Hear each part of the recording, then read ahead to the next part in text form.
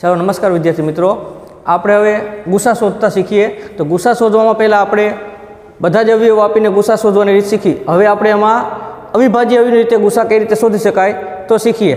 તો પહેલો દાખલો છે 18 અને 36. તો આના આપણે ગુસા શોધવાનો. તો પહેલાં 18ના અવિભાજ્ય અવયવ પાડવાના. 18 એના ભાગાકારની રીતે આપણે અવિભાજ્ય અવયવ પાડી.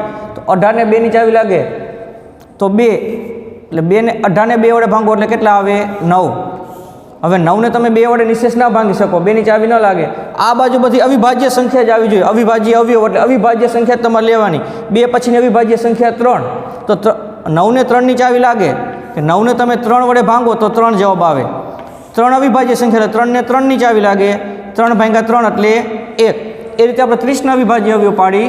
30 ને 2 ની ચાવી લાગે એટલે 2, તો 30 ને 2 વડે ભાંગો તો આવે 15. 15 ને 3 ની ચાવી લાગે, 5 ને 1 6, 3 ના ઘડિયામાં 6 આવે એટલે 5 તરી 15, એટલે 3 મૂકો તો નીચે આવશે 5. હવે 5 ને 3 ની ચાવી ન લાગે, પરંતુ 5 એ 5 અવિભાજ્ય સંખ્યા એટલે 5 ને 5 ની ચાવી લાગે એટલે 1. તો 18 ના અવિભાજ્ય અવયવ થાય 18 બરાબર 2 ગુણ્યા 3 ગુણ્યા 3, 2 ગુણ્યા 3 ગુણ્યા 3. અને 30 ના અવિભાજ્ય અવયવ થાય 2 ગુણ્યા 3 ગુણ્યા 5, 2 ગુણ્યા 3 ગુણ્યા 5. હવે તમારે ખાસ આમાં જોવાનું 18 ના અવિભાજ્ય અવયવ અને 30 ના અવિભાજ્ય અવયવ આ બંનેમાં સરખા ક્યાં ક્યાં છે એના ઉપર ગોળ રાઉન્ડ કરી નાખો. તો ને સરખા અવિભાજ્ય અવયવ છે પેલા એક આ 2,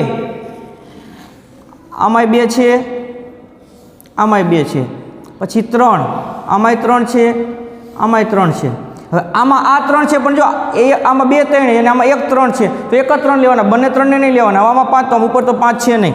તો હવે 18 અને 30 નો ગુસા થાય 18 અને 30 નો ગુસા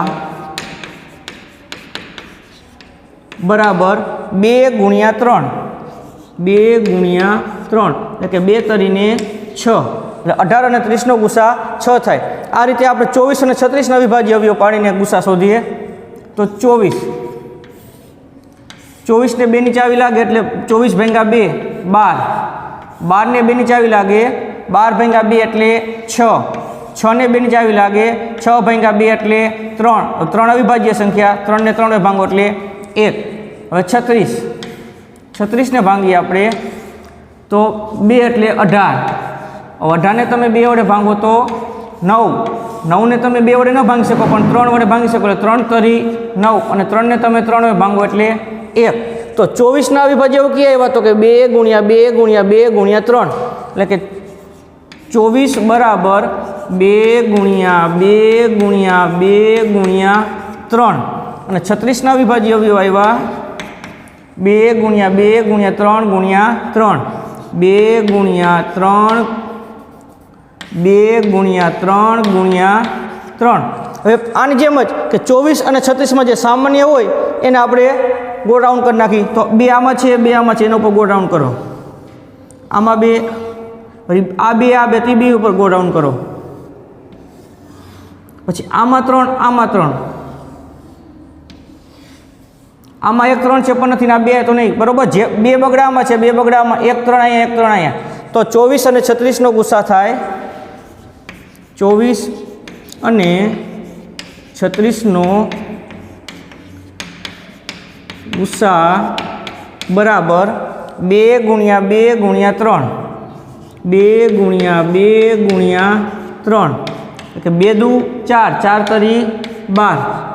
આ રીતે આપણે અવિભાજ્ય રીતે ગુસા શોધતા શીખી શકીએ.